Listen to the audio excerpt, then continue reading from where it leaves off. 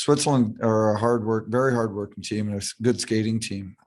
So we wanted to. They caused a lot of, as much as the score might not have shown really what they were doing. They did a great job. They were right on the edge of getting some scoring opportunities. Our power play responded. The Swiss are willing to block shots, and it was frustrating our power play. And we finally got a few shots through, and it kind of brought us a little bit of confidence to our power play. Thanks. Hi, Coach Andrew from the IIHF. Obviously, you're happy with the win, but would you have preferred a tougher game? And I know you said some nice things about the Swiss, but on the scoreboard, it's still 7-0. Would you prefer a little bit more of a tenacious opponent tonight to get you sort of prepared for the playoffs a bit better? I'm not trying to fluff it up here and saying that they worked hard. They worked hard, and they were not an easy opponent for us. I thought we did a pretty good job defending. We limited their ozone time, and I think that's the biggest reason that we kept them off the board. I thought we did a good job in our defensive zone of keeping them to the outside, and our goalie Milic did a really good job of controlling rebounds, which didn't give them second opportunities. So that was a good game for us, a good win for us, and that was definitely not an easy opponent. Obviously, you knew coming into the game the Swiss had allowed a ton of power play goals against. Is that something that you then focus on in your plan for the players and say, when you get the chance, we really have to capitalize because this is their weakness? You just like any team, you look and see what they do in the penalty kill to see what maybe you should try to do in the power play. One thing they do very well is they block shots, and they're willing to get in shooting lanes. And like I said at the beginning there, it frustrated us a little bit. And then we finally started getting into the position of, well, if they're going to block them, it's going to hurt. So let's pound it anyways. And we got a few through and got a rebound near the net for a goal as well. So, we don't think they have a weak PK. We were just trying to take advantage of some of the things that we do well, and maybe they don't do quite as well. I'm curious, when Canada plays, there are always a lot of scouts watching, but at this tournament, there are no fans. So where the players' bench is, the players look across and all they see is, 200 or 300 scouts, and they all, they're wearing their jackets and they got their notebooks in their hands. Can that be intimidating for these players, knowing that their future, their career, their draft position, and they look across and they see those guys making those decisions? We talked about this week and a half ago, talked about it because we knew it was going to happen. And we knew there was going to be 200 bald guys with dark jackets on sitting there writing down stuff. And so we tried to talk to them about just, hey, we can't play. You can't try to one-on-one everybody. You got to play your game. This shouldn't define who our players are. This is a good example of how they can help an NHL team in future years. But our players, I think, are doing a very good job working for our team and not playing for themselves. Have you found yourself in the first 3 games sort of tapping a guy on the shoulder maybe once or twice and saying, hey, settle down or play a team game more? Yeah. We were ahead 8-0 against Sweden in the second intermission. And, we were very frustrated with the way or some of our decision making. So we're trying to coach a perfect game. The players are trying to respond the best they can to us. And then that's that fine line about providing with too much information and information overload. So, we're trying to find that fine line, but we always want to try to play that perfect game. Very good. Thanks very much. You're welcome. Yeah. Hi, Sam Cosentino from Sportsnet.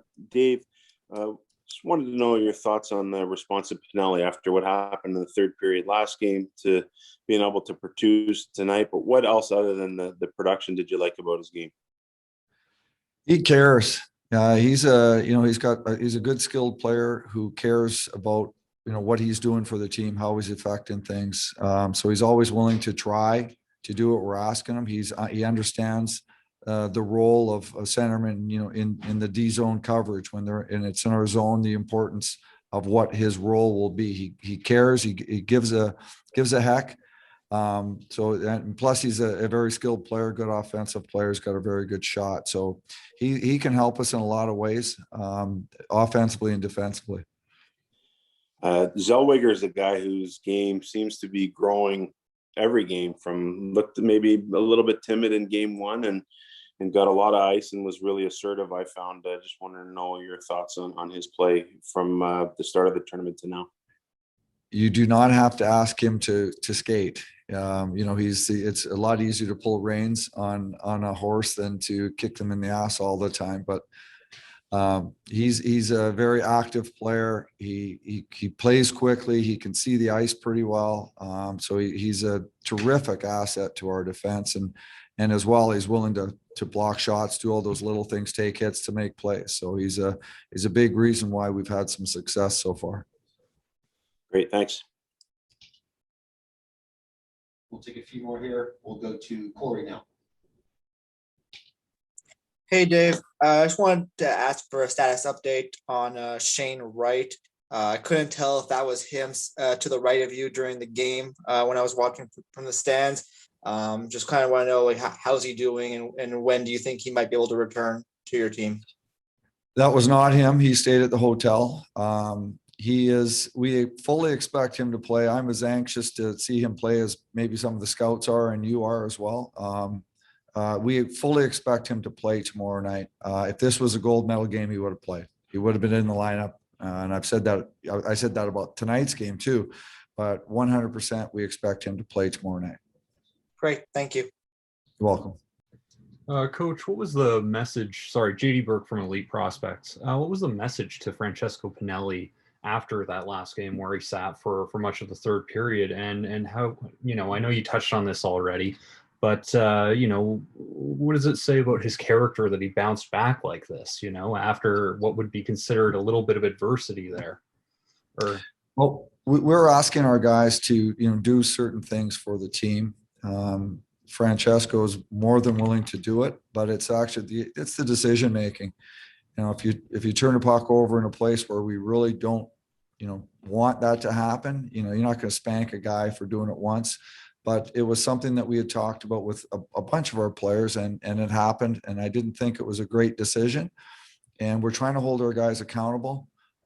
He's a really good kid, super easy to coach, wants to be a player. And so, I sat him there, and then actually near the end, I wouldn't have mind putting him back in, but he had sat for so long that I didn't think I'd be doing him any favors by getting him back in. Thanks, Coach. Appreciate it. You're welcome. Hey, Coach. Sarah Jean Marr from OntarioHockeyLeague.com.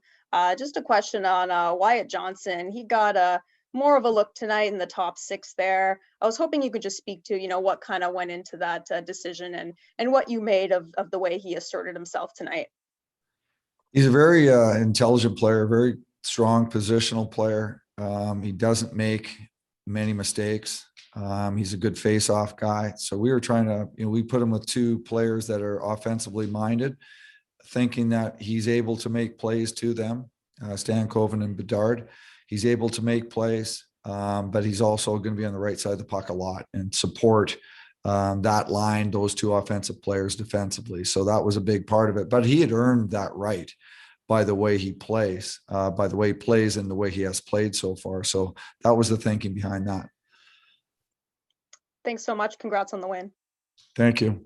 Sam Cosentino, Sportsnet. Francesco, after getting sat down there in the last game, a big response today. What was your mindset going into today? Oh, yeah, I stayed positive. I stayed focused. And if coach called upon me, I was ready to play. I just, came out, skated well, moved pucks, and my mindset was a good mindset going through this game. Well, and I was just commenting to Dave about your game and how you seem a lot more comfortable now than the start of it against Sweden. How is it that you would have assessed your play for the first three games? I think I've been playing well and playing fast. It's been easy with good support from my D partner and my forwards. So I give credit to my teammates for helping me out there. So